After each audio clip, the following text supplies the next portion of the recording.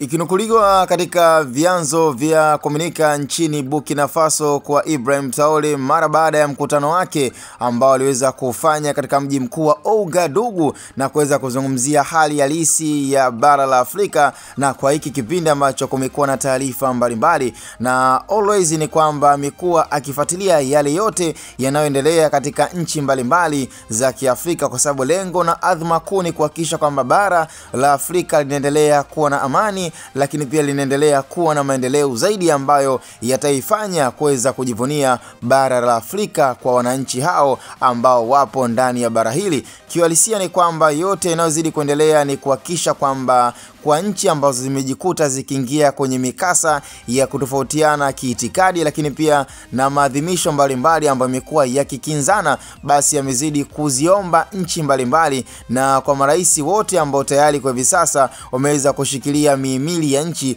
basi ni kuhakikisha kwamba wanakaa chini na kuangalia pia ni namna gani ambavyo watafanya nchi zao ziendelee kuwa na amani, lakini pia kuto kuzizalilisha na kuonekana katika nje ya mabara ya Afrika, ambapo nikiwa nazungumzia mfano kama bara la Asia, lakini pia na mabara ambayo kiuhalisia kwa hivi sasa yamekuwa yakitolea macho na kuangalia yote yanayozidi kuendelea hapa